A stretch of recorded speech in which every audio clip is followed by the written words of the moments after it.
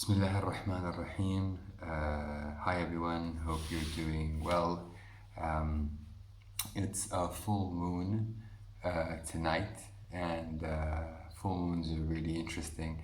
I, honestly, did not plan to do any video offerings today. Um, I have a big week ahead, so I'm trying to get as much sleep as possible. But I was lying in bed, and again, something within me refuses to go to sleep. And I, without a doubt, know that there's something that doesn't want to go to sleep, uh, is happy for me to do a video offering. So I'm going to follow that and talk about a topic that is a little gloomy, a little sad, a little sensitive to many people, but I think is really important, and I'll try and give a spin on it. So the topic is about suicide. People that take their life or are thinking about taking their own life. And I don't think we talk as much as we should about the situation, particularly with young people. People that feel young, old. I don't think there's a specific age where you don't possibly get exposed to the concept of suicide. But in essence, the idea of thinking of ending your own life because things are just so bad, so empty, so painful. And I think it's important to address that. So one of the most interesting angles I've come across with regards to suicide, particularly with young people, it came to me through listening to a lot of Michael Mead's material and reading a lot of Michael Mead's material as well. I highly recommend all of his offerings. One of the things Michael helped me understand is, for all of us who might think of these things, think of suicide, to think of it in another way. It's not a question of us being so miserable and sad that we want to kill ourselves. It's that there's something inside us that needs to die in order for something inside us to be born. It's not that we have to end our life, but we do have to end a part of our life that is causing the suffering. So it changes things. So when we have these thoughts, it's something that we can manage. I don't think it's something we should ignore or pretend doesn't happen. If we are having these thoughts, then think of it this way. It's not that you have to leave. It's a part of you on the inside. Something needs to die inside you in order for you to live in a better way. So it's more of a metaphysical suicide as opposed to a physical suicide. We tend to be guilty nowadays of being quite literal about things. We've lost imagination. So it's really important not to take those suicidal thoughts literally. It doesn't mean you literally have to end your life and physically end it. It just means metaphysically something inside you does need to die, but that something isn't the physical you, isn't literally you. It's just a part of you that needs to be let go, or a part of you that needs to be ended so that a new thing can begin. So the Sufis and a lot of ancient wisdom talk a lot about dying before you die. And there's a poem I want to read to you from the amazing poet, amazing Sufi poet Rumi, Jalaluddin Rumi, as we would say in Arabic. So this is a short poem of an extract, and it reads like this. In the slaughterhouse of love, they kill only the best. none of the weak or deformed. Do not run away from this dying. Whoever is not killed for love is dead meat.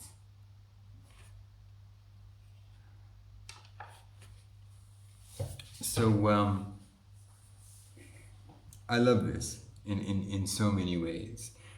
When Rumi says, do not run away from this dying, I think one of the ways I interpret that is don't run away from the truth. If the truth is there's a part of you that is suffering and needs to die, don't run away from that. We spend a lot of our times in this so-called modern day and age just running away from a reality we know is true. And we run away by being with crowds of people, we do anything but to face our truth. So if a part of you does actually need to die, then don't run away from that. Address that. But like I said, it's not a literal death. It's a metaphysical death. And only when we do that do we get to live. And people that don't do that are actually dead. I think that's what the poem makes me feel. If you're not busy dying to things inside you that need to die in order for you to be reborn or in order for you to be renewed, if you're not doing that, if you're running away from the death because you're just too afraid of what the other side would look like, you're not living. You have the appearance of something that lives, but you're not actually living. As Rumi says, whoever is not killed for love is dead meat. And love here doesn't necessarily mean love of another person, another human being. It's love of thyself. And if you believe that you as a human being have the breath of God, the breath of the divine in you, then it's the love of the universe. For you to live according to that love, you need to face the parts of you that are preventing you from growing that love in order to remain sacred. And I'll just give you an example in my life. So once upon a time, believe it or not, when I first graduated, I used to work in the insurance industry. And I was very grateful to get a job, and I did well, but a part of me was needed to die in that industry, and the longer I held on to it, the more I suffered. Now, to everybody on the outside, I was mad to resign. They're like, how could you do that? This is a dream job. All you need to do is just do what you're doing and continue. But something in me was just not happy, and I just knew. I didn't have the words to articulate it, so I let that part die. I let the part of me that was attached to that industry, not that I have anything against that industry, but it just did not resonate with me in a healthy way. Then I went into the banking world, and it didn't take very long for me to know that this is even worse than the first world. And again, not that I have anything against the banking industry or the people that employed me. They were lovely people, and again, I did very well. But again, a part of me needed to die in order for me to move on. So then I went into a field of work that was a little more in tune with my inner self, and involved a lot of speaking and a lot of talking and educating, and I also did very well. And then again, something in me wanted to go deeper into this, so I had to let that part of me go and go deeper still. So it's a series of dying and dying and dying, and being rebirthed into something, birthed and birthed and birthed. And that process is scary. I did this process married. I did this process with children, and that depend on me. I'm still doing this process now. I'm about to let go a part of me that is difficult to let go of, but I just know that it needs to die. And again, no disrespect to the people who have helped me reach where I am. I'm very, very grateful. But I just know, just like I did with the insurance world, that I just need to be birthed into something else, that I know pretty much what the direction is. You get better at it. I think that you get better at dying before you die with more experience. So to wrap up, if you are in a dark place and you are having suicidal thoughts, remember, these thoughts do not mean that you need to die physically. It just means a part of you needs to die in order for another part to be born.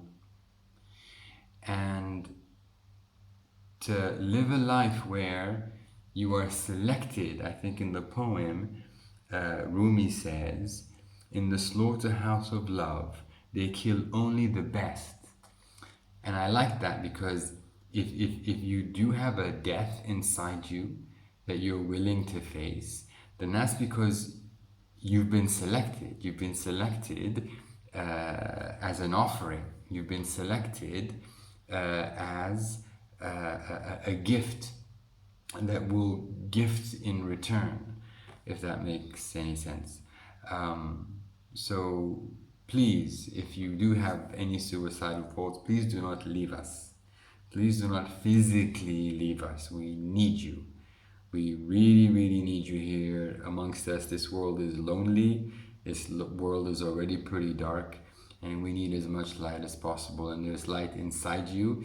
You just need to let something go. Something inside you needs to physically die in order for that light to illuminate and to spread. I wish you all love. I wish you all joy. I wish you all light. And I wish you all a series of deaths. Die before you die, as the Sufi poets often say. That's it from me, guys. I'm going to try and get some sleep. I hope you get some sleep sometime as well. All the best.